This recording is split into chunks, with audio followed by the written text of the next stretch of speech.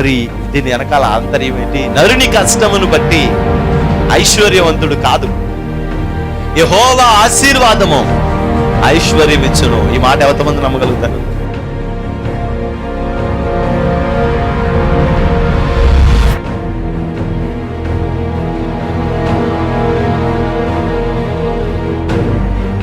ఆ రక్షణను మనం చూడాలి, అనేక ఆత్మల రక్షణను మనం చూడాలి. దేవుని యొక్క మందిరంలో దేవుడు చేసే అద్భుత కార్యాలన్నిటినీ మన కన్నులారా మనం చూడాలి. నేడు ఈ ఇంటికి రక్షణ వచ్చింది. ఎప్పుడో మన దోషములను మనం విడిచిపెట్టుకున్నాం.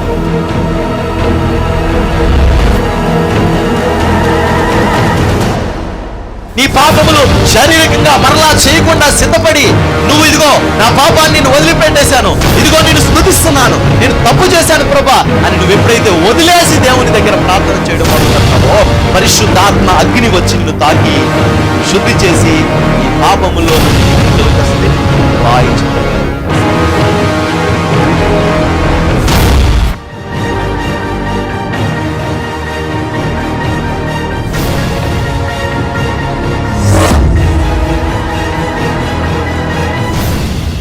కొంతమంది వాళ్ళ బ్రతుకంతా రిక్షా తొక్కుతారు.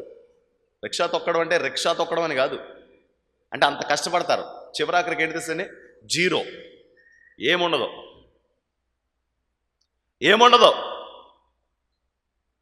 ఏమాత్రం ప్రయోజనం ఉండదు, ఏమాత్రం ఉపయోగం ఉండదు. కారణం ఏంటి? వాళ్ళు దైవ చిత్తానుసారంగా పరిగెట్టట్లేదు. మొదటి 7 సంవత్సరాలు అతను పనిచేశాడు కానీ జీరో బ్యాలెన్స్ అంట.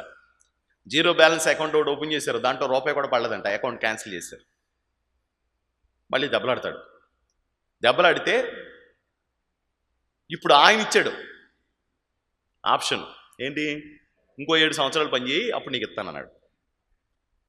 మళ్ళీ ఎన్ని సంవత్సరాలు? మొత్తం కలిపి 16 సంవత్సరాలు కదా.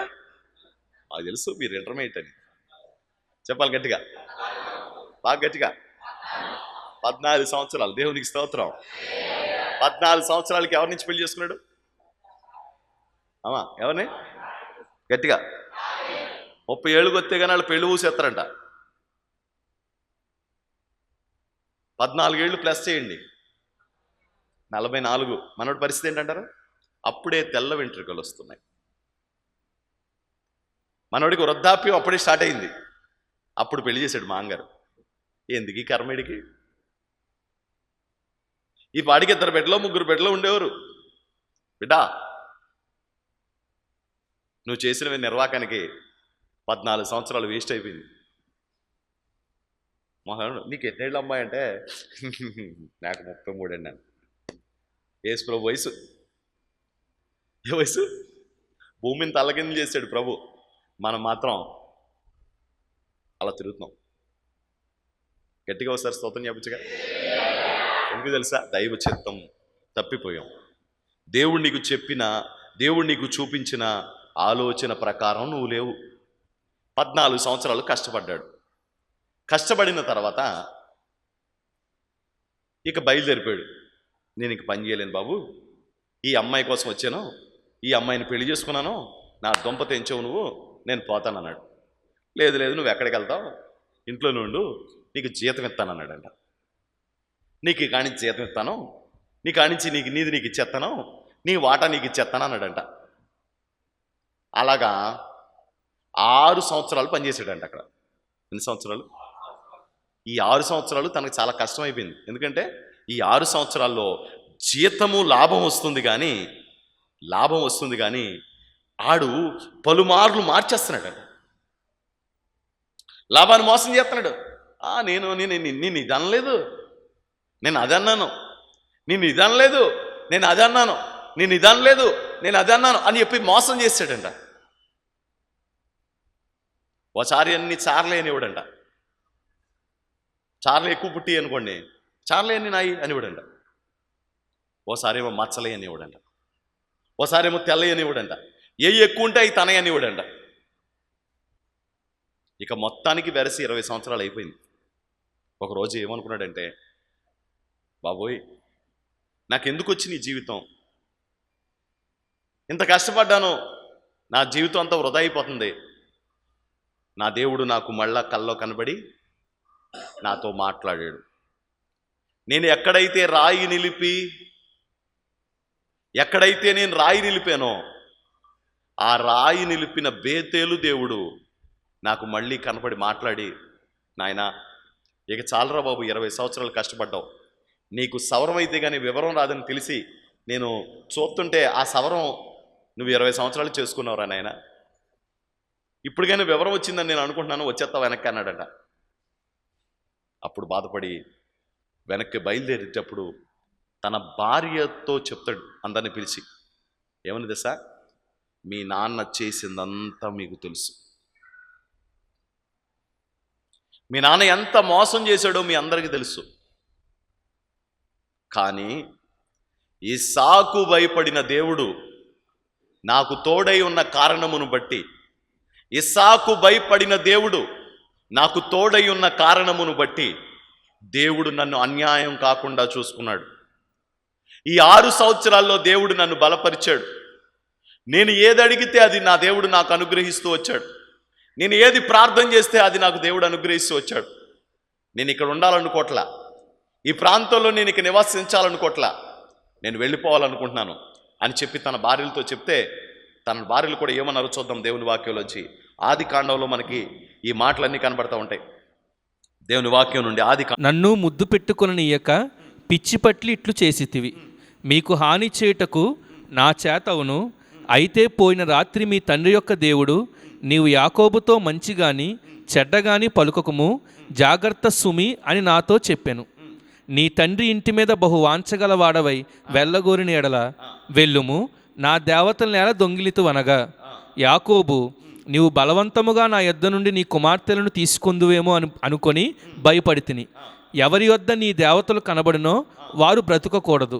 నీవు నా యొద్దనున్న వాటిని మన బంధువుల ఎదుట వెతికి నీ దానిని తీసుకొనమని లాబానుతో చెప్పెను. రాహేలు వాటిని దొంగిలినని యాకోబునకు తెలియలేదు. లాబాను యాకోబు గుడారంలోనికి, లేయా గుడారంలోనికి, ఇద్దరి దాసీల గుడారంలోనికి వెళ్ళెను గాని అతనికి ఏమీ దొరకలేదు. తరువాత అతడు లేయా గుడారంలో నుండి బయలుదేరి రాహేలు గుడారంలోనికి వెళ్ళెను.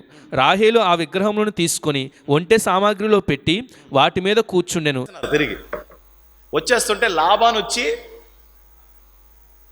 నా యొక్క గృహదేవతను ఎందుకు పట్టుకొచ్చేసావు అని అడుగుతున్నాడు. నా గృహదేవతను ఎందుకు పట్టుకొచ్చేసావు, నా కుమార్తెల్ని ముద్దు పెట్టుకోకుండా, అంటే ఆయన ఉద్దేశం ఏంటంటే, నేను చాలా ఘనంగా పంపేవాడిని కదా, చాలా గంభీరంగా పంపేవాడిని కదా, అత్తారింటికి పంపినప్పుడు ఎలా పంపుతాను, మేళ తాళాలు పెట్టి బాజా భజంత్రులు పెట్టి పంపుతాను కదా, అలా పంపకుండా ఎందుకు చేసావు, నువ్వు పిచ్చి పట్టినోళ్ళలా చేసావు ఈ పని అంతా అని తిడుతున్నాడు. నీకు పిచ్చి పట్టి పని చేసావు, లేకపోతే ఇలా చేస్తావా అని తిడుతున్నాడు. తిట్టిన తర్వాత చివరాకరు అంటాడు, వచ్చావు నా గృహదేవత బొమ్మ ఎందుకు తెచ్చుకున్నావు అడుగుతాడు. చాలా కోపం వచ్చేది యాకోబుకి. అంటే నేను దొంగతనం చేసి వచ్చానా, అది ఎవరి దగ్గర ఉందో వాళ్ళు చచ్చిపోతారు. తన ఉద్రేకంలో కోపంలో తన అన్నాడు, అది ఎవరి దగ్గర ఉందో వాళ్ళు చస్తారు నిజంగా అన్నాడు.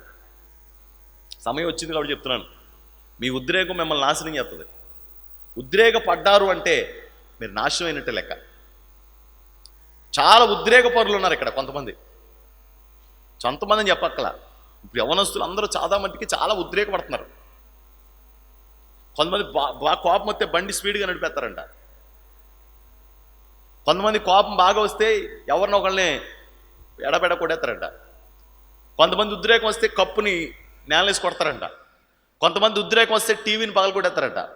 కొంతమంది ఉద్రేకం వస్తే ఏదేదో చేస్తారంట. ఇది మంచిది కాదు, ఇది దైవికమైన లక్షణం కాదు.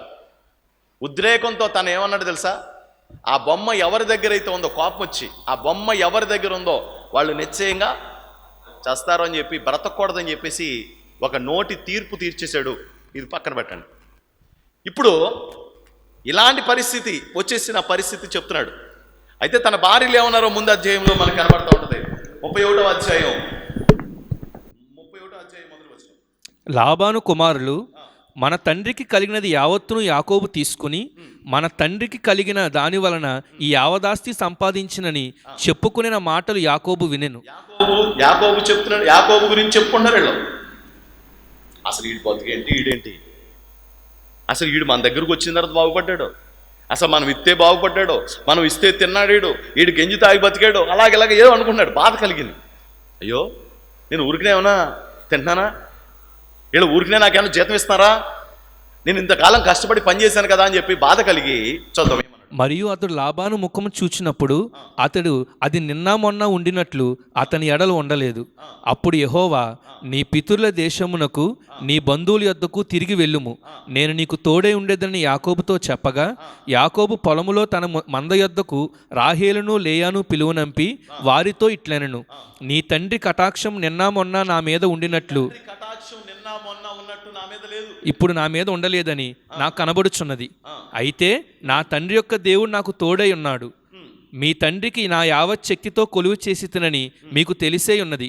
మీ తండ్రి నన్ను మోసపుచ్చి 10 మార్లు నా జీతం మార్చెను, అయినను దేవుడు అతని నాకు హాని చేయనీయలేదు. అతడు పొడలు గలవి నీ జీతమగునని చెప్పిన ఎడల అప్పుడు మందలన్నీ పొడలు గలవ పిల్లలు నీలెను, చారులు గలవి నీ జీతమగునని చెప్పిన ఎడల అప్పుడు మందలన్నీ చారులు గల పిల్లలు నీనెను. ఇక్కడ అన్నాడు, దేవుడు నాకు తోడై ఉన్నాడు కాబట్టి, నాకు సహాయకుడు అయ్యాడు కాబట్టి నా పక్షంగా అంతా మేలు జరిగింది. అతను మార్చేసాడు మాటికి జీతం. ఒకసారి ఇవన్నాడు, ఒకసారి అవన్నాడు, ఓసారి అలా అన్నాడు, ఓసారి ఇలా అన్నాడు.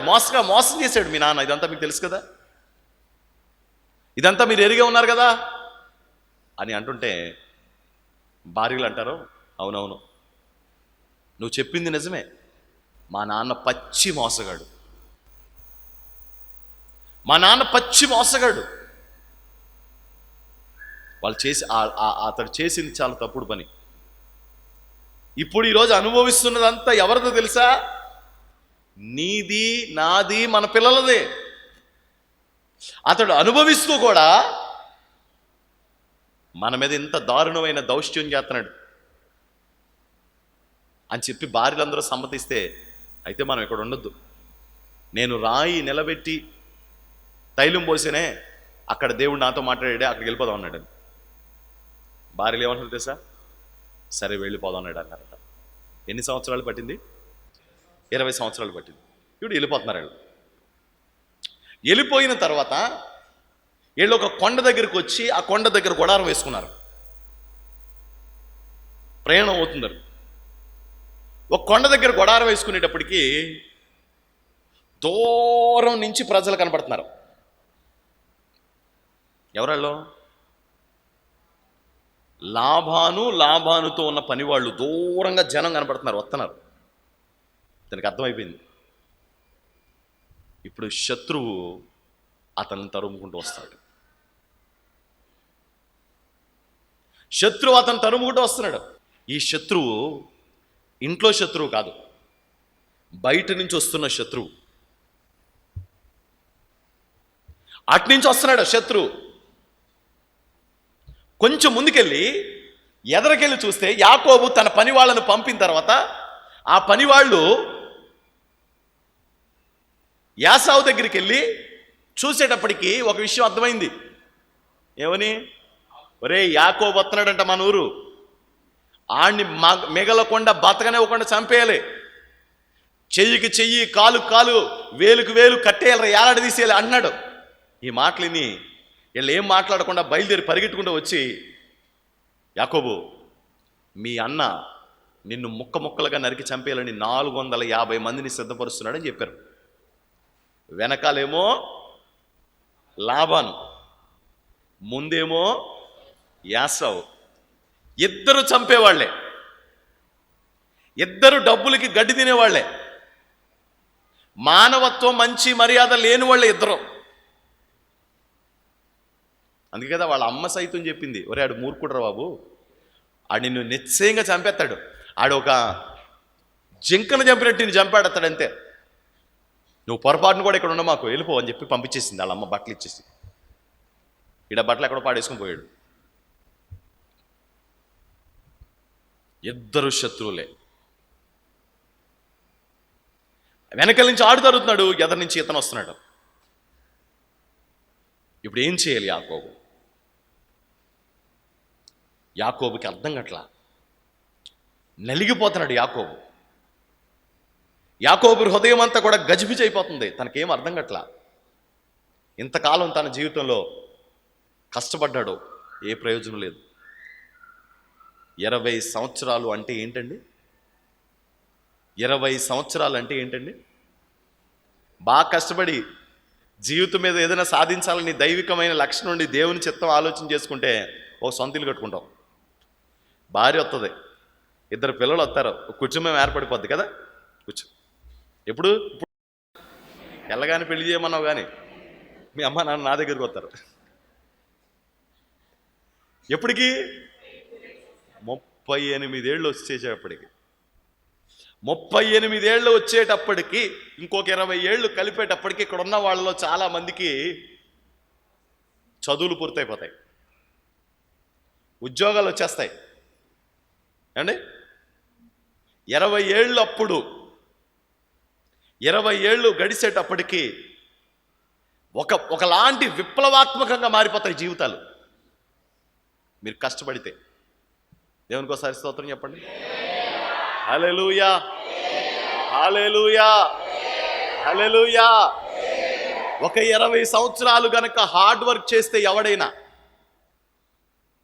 సరైన కోణంలో పరిచర్య చేస్తే 20 సంవత్సరాల్లో ఊహించని అద్భుతమైన పరిచర్య చేయగలుగుతాం. దేవునికి మహిమ కలుగును గాక. 2012 అంటే మన పరిచర్య ప్రారంభమై ఇక్కడ ఎన్ని సంవత్సరాలు అయింది? 11 ఏళ్ళు అయింది. అక్కడి నుంచి ఆ చెక్కల మందిరంలోంచి ఇక్కడికి వచ్చాం, ఇక్కడి నుంచి ఇక్కడికి వచ్చాం. ఇంకా మనకి ఎన్ని ఏళ్ళ టైం ఉంది? యాకోబు కాల ప్రకారం 9 ఏళ్ళ తర్వాత పరిచర్య ఎక్కడ ఉంటుందంటారు? అలా చూస్తున్నారండి. హల్లెలూయా. ఇటు ఇటు విస్తరిస్తుంది. 20 ఏళ్ళు కరెక్ట్గా గుర్తుపెట్టుకోండి, 20 ఏళ్ళు కరెక్ట్గా గుర్తుపెట్టుకోండి. 20 ఏళ్ల తర్వాత ఈ పరిచర్య యొక్క పరిస్థితి చాలా విస్తరించిపోతుంది, చాలా అభివృద్ధికరంగా ఉంటుంది. అంటే ఒక 20 సంవత్సరాలు మనం కష్టపడితే. యాకోబు 20 సంవత్సరాలు కష్టపడిన తర్వాత ఏమీ లేదు. ఎందుకు? యాకోబుతో దేవుడు మాట్లాడాడు. తలగడగా రాయి చేసుకున్న ఆ బేతేలు దగ్గర దేవుడు మాట్లాడాడు, యాకోబు నేను నీకు తోడై ఉంటాను, నేను చెప్పినట్టు నువ్వు చేయాలి. నువ్వు నడవమన్నట్టు నడాలంటే ఈ 7 సంవత్సరాలు ఒక అమ్మాయి కోసం, 7 సంవత్సరాలు ఇంకొక అమ్మాయి కోసం, 14 సంవత్సరాలు కష్టపడ్డాడు. ఇంకొక 6 సంవత్సరాలు వాళ్ళని పెంచడానికి, వాళ్ళ కొనడానికి, వాళ్ళ బట్టలు, వాళ్ళ ప్యారెక్స్, వాళ్ళ సిరిలెక్స్, డైపర్లు కొండంతోనే సరిపోయింది ఇటు బతుకంతా. ఈడు బతుకంతా వాళ్ళ డైపర్లు కొండగా సరిపోయింది. ఆ పిల్లోడి కట్ట ఇప్ప పాడేస్తూ ఉంటారు ఆత్మానం ఆడవాళ్ళు. అమ్మా బంగారు తల్లిలారా, డైపర్ మహాతల్లులకి మీ అందరికి వందనాలు. కిటికీల్లో పెట్టకండి అమ్మా, కావాలంటే మీ హ్యాండ్ బ్యాగ్లో పెట్టుకోండి. ఆ పిల్లలకి వేస్తారు కదా, ఆ ఏత్తరు వేసి కిటికీలో భద్రంగా పెడుతున్నారు. కర్మగలి నేను ఎత్తుకుంటూ ఉంటాను. ఏం చేస్తాం, మా కర్మ అది. మీరు ఏం చేస్తారంటే, మీకు అంత ప్రేమ ఉంటే మీ ఖర్చీఫ్లో పెట్టుకుని అలా వాసన చూసుకోండి. ఇంకా అంతకంటే దరిద్రంగా చెప్పలేను నేను. బుద్ధి జ్ఞానం ఉండద్దా మీకు? గడ్డి తింటున్నారా మీరు? మందిరంలో పెడతారా మీరు? ఇంకెంతకంటే గట్టిగా తిట్టలేను నేను. ఏమన్నా ఉంటే నువ్వు లాస్ట్లో తిట్టు. బుద్ధి జ్ఞానం ఉండదా? గడ్డి తింటున్నారా మీరు? దేవుడి మందిరంలో అవి పెడతారా మీరు? ఆ కిటికీలో పెడితే మేము కర్రలతో తీసి ఆ పెంట మీద పడేయడం. కొంతమంది తీసుకెళ్ళి ఆ బయట స్తంభాల మధ్యలో పెడుతున్నారు. బుద్ధి జ్ఞానం ఉండక్కలేదా? కొంచెం జ్ఞానం ఉండాలి, వివేచన ఉండాలి, దేవుడి మందిరం అనే భయం ఉండాలి. మీకు జ్ఞానం లేదా? మా కష్టం మీ కష్టం ఎంత బాగా కష్టపడుతున్నారో పిల్లలు బయట తిరుగుతుంటే అర్థమవుతుంది. మా కష్టం మీ కష్టం వేసి రక్తమే. నన్ను ప్రభు క్షమించును గాక. మీరు క్షమించకపోయినా పర్లేదు. బుద్ధి ఉండాలి, బుద్ధి ఉండాలి. ఇంట్లో పెట్టుకుంటారా? బెడ్రూమ్లో తలగడి కింద పెట్టుకోండి. చూడండి ఒకసారి. మందిరంలో కిటికీలు ఆడుతున్నారండి. కిటికీల్లో వాళ్ళకి కేరళ దెయ్యాలు పట్టేసినాయో కర్ణాటక దెయ్యాలు పట్టేసినాయో నాకు అర్థం అవట్లేదు. కానీ అంటే గుర్తొచ్చేసి తిట్టేస్తున్నాను, మళ్ళీ గుర్తుండదని చెప్పి. గట్టిగా ఒకసారి స్తోత్రం చెప్పండి. కొంతమంది గోల్డ్ తీసి ఆ మూలన పెడుతూ ఉంటారు. కొంచెం జ్ఞానంగా ఆలోచించండి. దేవుని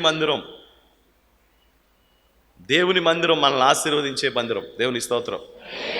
బైబిల్లో ఒక మాట ఉంది, యెహోవా మీ మధ్యన సంచరించును గనుక మీరు బహిర్భూమికి వెళ్ళినప్పుడు ఒక గొయ్యి తవ్వుకొని ఆ గొయ్యిలో మీరు మీ మలమును వదిలి ఇచ్చిన తర్వాత దాన్ని మళ్ళీ గోతిని కప్పెట్టేయాలి. ఎందుకంటే యెహోవా మీ పాలెములో సంచరించును గనక అలాంటివి కనపడకూడదు అంటాడు. పాలెం ఊరు గురించి చెప్తున్నాడు, ఊరు గురించి. అలాంటప్పుడు మనం దేవుడి మందిరం అంటే ఎలా ఉండాలండి? ప్రత్యక్షపు గుడారంలోంచి నిన్ను తీసుకెళ్ళి డైరెక్ట్గా పాతాళంలో పడేయడా దేవుడు? ఇలాంటి పనులు చేస్తే ఇలా జుట్టు పట్టుకుని ఇలా తీసి ఇలా డైరెక్ట్ పాతాళంలో పడేయడం మనల్ని? చెప్పండి, తప్పు కదా? అలాంటి పనులు చేయకూడదు కదా? ఓకే, అలాంటి పనులు చేసే వాళ్ళు తిడతాను, మిమ్మల్ని అందరినీ తిడతాను నేను. ఒకసారి గట్టిగా స్తోత్రం చెప్పండి. ఒకవేళ అలాంటివి ఏమైనా మీకు కనబడితే తల్లులారా, మీరు పెద్ద మనసు చేసుకుని మీరే దాన్ని పడేసి వాళ్ళ కోసం ప్రార్థన చేయండి. ప్రభు వీళ్ళకి మారు మనసు ఇవ్వండి, వీళ్ళు నరకంలో పడిపోకుండా కృప చూపించండి అని మీరు వాళ్ళందరి కోసం ప్రార్థన చేయాలి యేసు నామంలో. గట్టిగా స్తోత్రం చెప్పాలి, మంచిగా చెప్పాలి. హల్లెలూయా. అనవసరంగా యాకోబు ఖర్చుల గురించి వెళ్ళాను. యాకోబు దగ్గరికి వెళ్ళకపోతే మీకు ఈ బాధలు వచ్చేవి కాదు. యేసు రక్తమే జయం. యాకోబు 6 సంవత్సరాలు కష్టం 4 భార్యలకు పెట్టడంతో సరిపోయింది. 12 మందిని ఇద్దరు స్కూల్ ఫీజులు కట్టలేక చచ్చిపోతున్నాం అండి. డ్యాన్స్ కట్టేస్తున్నారు కింద మీద ఫీజు కట్టాలి కంగారు పడిపోతున్నారు ఇద్దరికి. యేసు రక్తమే చేయం. అలాంటిది మనోడు ఏకంగా డజను. ఆయనకి ఒకసారి దండం పెట్టుకోవాలి పైకి వెళ్ళిన తర్వాత. అన్ని విషయాల్లో కాదు కానీ అంతమంది పిల్లలకి అన్నావు కదరా, వాళ్ళకి ఫుడ్ బెడ్ ఎలాగా, వాళ్ళు ఎక్కడ ఏం చేసావు అని. 7 సంవత్సరాలేమో ఒకలాగా ఫ్రీ, ఇంకో 7 సంవత్సరాలు ఫ్రీ. ఇంకొక ఆడు జీతాన్ని చేశాడు. ఆ జీతం అంతా ఎవరికి పోసాడు? ఏమండి ఫారెక్స్ అయిపోయిందండి ఏమండి సిర్లెక్ అయిపోయిందండి ఏమండి బూస్ట్ అండి, బార్మిటా అండి, మాల్టోవా అండి, అదేదో ఉంటుంది కదా కొత్తగా, ఇంత సీసా ఉండదు, బోల్ రేట్ ఉంటుంది. పిడియాషూర్ అండి, నా బంధుషూర్ అండి, ఆడేమో ఇంత ఉంటాడు. ఆడుకో తెగ పట్టేస్తూ ఉంటాం మనం. ఆనందం పొడుగ్గా అయిపోవాలని యేసు రక్తం చేయ. హల్లెలూయా. ఇంకా కాదు కూడదంటే లేటెస్ట్ కొంతమంది ఆడవాళ్ళు అయితే మొత్తం ముఖానికి అంతా పెయింట్ వేసి ఆయింట్మెంట్ రాసి మొత్తం కాడిని ఏదో శుభ్రంగా బాగు చేద్దామని చూస్తూ ఉంటాం. ఎన్ని బాధలు! ఈ బాధలన్నీ ఎక్కడ ఖర్చు అయిపోయినాయి? ఈ డబ్బులన్నీ 6 సంవత్సరాల్లో మనవాడు ఖర్చు అయిపోయినాయి. ఏదో కొద్ది గొప్ప మిగిలితే ఎట్టుకుని వెళ్తున్నాడండి. దేవుడు నా ఎందుకు కనికరించాడు కాబట్టి, మీ తండ్రి ఇన్ని మోసాలు చేసినా సరే దేవుడు నన్ను ఆశీర్వదించాడు అనుకుని వెళ్ళాడు బాగానే ఉంది. వెళ్ళిన తర్వాత ఈ కొండ శిఖరాగ్రం మీద ఉన్న తర్వాత అటు నుంచేమో లాబాను, ఇటు నుంచేమో యాసావు వస్తున్నారు. మధ్యలో ఉన్నాడు యాకోబు. మధ్యలో ఉన్న యాకోబుకి లాబాను వస్తున్నాడని మాత్రమే ఫస్ట్ తెలిసింది. లాబాను వస్తున్నాడు. లాబాను గురించి యాకోబు భయపడిపోతున్నాడు. లాబాను ఏం చేస్తాడో, లాబాను నాకు ఎలాంటి కీడు చేస్తాడో అని భయపడుతున్నాడు. ఇది బయట నుంచి ఒక అన్యుడి దగ్గర నుంచి వచ్చే శత్రుత్వం. వీడు దేవుణ్ణి తెలిసిన వాడు కాదు, భక్తి కలిగిన వాడు కాదు, ప్రార్థనాపరుడు కాదు, విశ్వాసి కాదు, దేవుని యొక్క లా ఇతనికి తెలియదు. ఇతడు వచ్చి ఏదైనా చేస్తాడో. కారణం ఏంటంటే ఇతడు ఒక అన్యుడు. ఈ అన్యుడు లాబాను అనే వ్యక్తి యాకోబును తరవడానికి వస్తుంటే యాకోబు అప్పుడు బాధపడుతున్నాడు, ప్రభువా నువ్వు నాకు సాయం చేయవా అని. అప్పుడు దేవుడు తరుముతున్న లాబాను దగ్గరికి వెళ్ళాడంట. ఏయ్ లాబాను, ఎవరండి మీరు? లాబాను బాబు ఎవరండి మీరు? గట్టిగా కేకలేస్తున్నారండి. నేను యాకోబు దేవుణ్ణి. బాబు మీ గురించి తెలుసా? ఆడు చెప్తూ ఉండేవాడు. మీ గురించి తెలుసు, వాడు చెప్తూ ఉండేవాడు. బాబు అతని గురించి మంచి కానీ చెడ్డ కానీ నువ్వు మాట్లాడడానికి వీల్లేదు. అతన్ని గురించి ఒక మాట కూడా నువ్వు అనడానికి వీల్లేదు అంటున్నాడు. ఎవరో దేవుడు. ఎవరో యాకోబు గురించి లాబానుతో మాట్లాడుతున్నారు దేవుడు. హల్లెలూయా, గట్టిగా చెప్పండి. యాకోబు గురించి లాబానుతో చెప్తున్నాడు, నువ్వు అతని గురించి ఏ మాట మాట్లాడడానికి లేదు, నోరెత్తడానికి లేదు.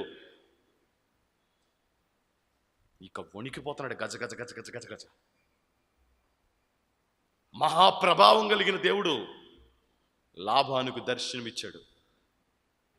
లాబానుతో మాట్లాడుతున్నాడు. లాబానుకి వణుకు పుట్టింది. బాబు, యాకోబుకి నేను ఏ అపకారము చెయ్యను అంటే దీని అర్థం ఏంటి? అతను ఎలా ఫిక్స్ అయ్యి వస్తున్నాడు? ఇతనికి హాని చేయాలని ఫిక్స్ అయ్యి వస్తున్నాడు. ఇతనికి కీడు చేయాలని ఫిక్స్ అయ్యి వస్తున్నాడు. కానీ దేవుడు ఎవరితో మాట్లాడాడు?